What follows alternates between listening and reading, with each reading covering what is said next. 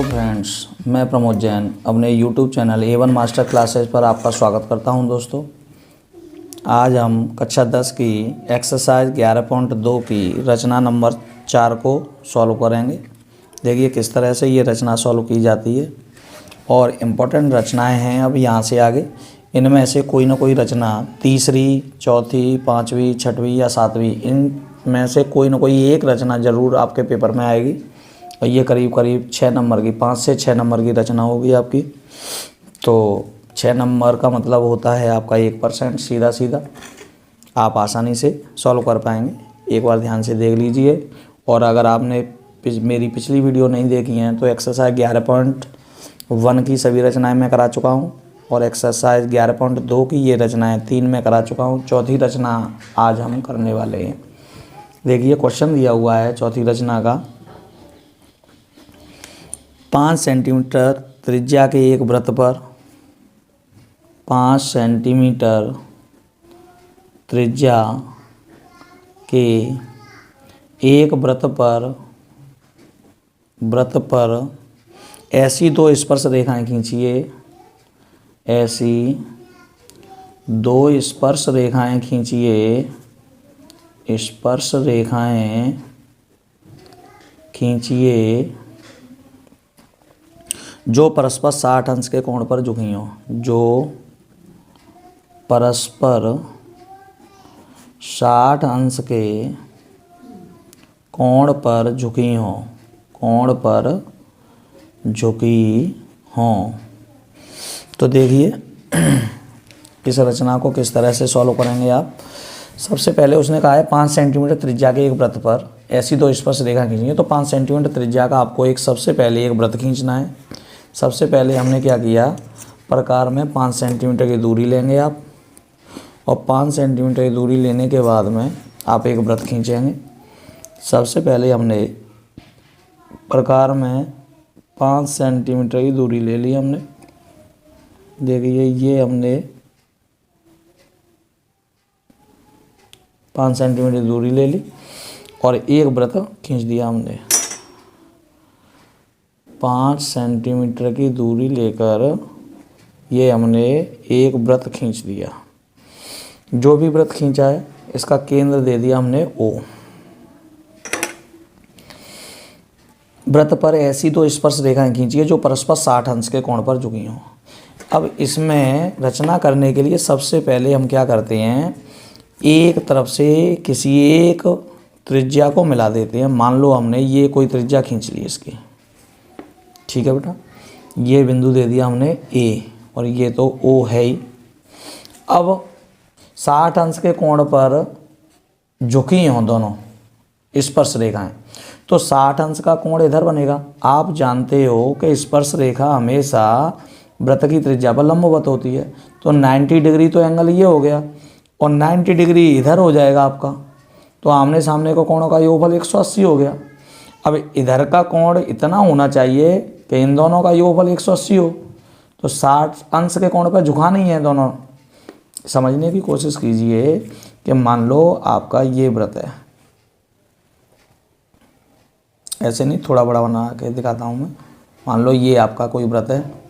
अब इस वृत्त पे आपने यहाँ से एक त्रिज्या खींच ली। अब त्रिज्या हम जानते हैं कि ये हमेशा स्पर्श रेखा पर, स्पर्श रेखा इसी तरह से तो बनेंगी। देखिए ज़रा थोड़ा कोशिश कीजिए। मान लो ये 60 अंश का कोण दे रहा है, उसने कह दिया है कि ये 60 अंश का कोण है। ये हम जानते हैं कि ये 90 डिग्री होता है और ये भी 90 डिग्री होता है।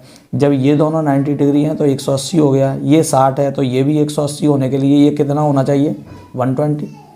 समझ रहे हो बात को। यानी कहने का मतलब ये है कि एंगल AOB आपको निकालना है। आपकी समझ में एक बात आ गई कि यहाँ से एंगल A बराबर दिया हुआ है आपका 90 डिग्री, क्योंकि ये 90 डिग्री बनेगा। और एंगल B यहाँ पर जो बनेगा वो भी 90 डिग्री बनेगा, क्योंकि स्पर्श रेखा वृत्त की त्रिज्या पर लंबवत होती हैं।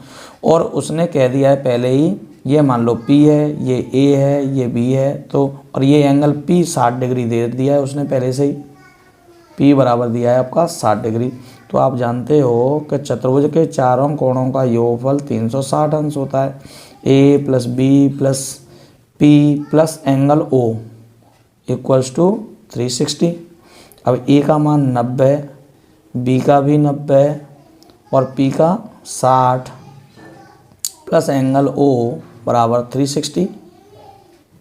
अब आपने 90 90 180, 180 और 60 240 पश्चांतर कर दिया तो कितना हो गया, एंगल ए बराबर 360 माइनस 240, ये बच गया 120 डिग्री। आपका एंगल बचा 120 डिग्री। यानी यहाँ पर आपको 120 डिग्री का कोण बनाना है। 120 डिग्री का कोण कैसे बनाते हैं, प्रकार की सहायता से आप जानते होंगे, नहीं जानते हो तो एक बार देख लो ध्यान से, पीछे भी मैंने बताया है। तो आप सबसे पहले एक चाप लगाएंगे। आप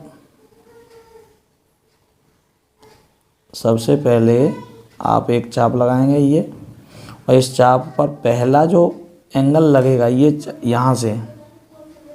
यहाँ से जो पहला चाप लगेगा वो 60 डिग्री का लगता है। अब यहाँ से जो दूसरा चाप लगेगा इसमें कोई दूरी परिवर्तन नहीं करना, ये ध्यान रखना है आपको। ये पहला चाप लग गया। अब दूसरा जो चाप लगेगा वो 120 डिग्री का लगेगा। जहाँ पे ये चाप लगाया था वहाँ से आप दूसरा चाप लगाएंगे तो ये 120 डिग्री का लगेगा। दोबारा एक बार समझिए, यहाँ से आपने जो पहला चाप लगाया है वो 60 डिग्री का लगेगा। दूसरा जो चाप लगाएंगे आप यहाँ से तो वो लगेगा आपका 120 डिग्री का, ये लग गया 120 का। और हमें एंगल भी 120 का बनाना है, तो यहाँ से इसे मिलाते हुए आप एक रेखा खींचेंगे इस तरह से। आपने ये रेखा खींच ली, ये इसे बिंदु दे दिया आपने बी। अब आपको क्या करना है, क्योंकि हम जानते हैं कि ए पर जो स्पर्श रेखा बनेगी वो 90 डिग्री का कोण बनाएगी और बी पर भी 90 का कोण बनाएगी। तो आप यहाँ पर ए और बी दोनों पर 90 अंश का कोण बनाती हुई रेखा खींचेंगे। वो कैसे खींचेंगे, 90 डिग्री का कोण कैसे बनाते हैं। सबसे पहले आपने एक चाप लगाया यहाँ से, कौन सा बिंदु, बी से। मान लो ये आपने एक चाप लगा दिया, आपने ये एक चाप लगा दिया।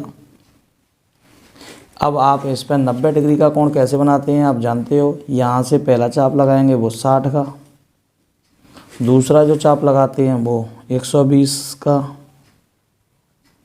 और ऊपर की तरफ 120 और 60 के बीच में होता है आपका 90 डिग्री। तो इन दोनों चापों से आप ऊपर चाप लगाएंगे, जहाँ पर ये कैंसिल करेंगे एक दूसरे को काटेंगे, वो बन जाएगा आपका 90 डिग्री का कोण। अब यहाँ से इसे मिलाते हुए आपने एक रेखा खींच दी जहाँ पर ये काट रहे हैं। मान लो आपने ये रेखा खींच दी। अब आपने क्या किया, सेम जो बी पर 90 डिग्री का कोण बनाया सेम आप ए पर बनाएंगे। ए पर कैसे बनाते हैं देखिए, जैसे अभी बी पर बनाया उसी तरह से हम ए पर बनाएंगे।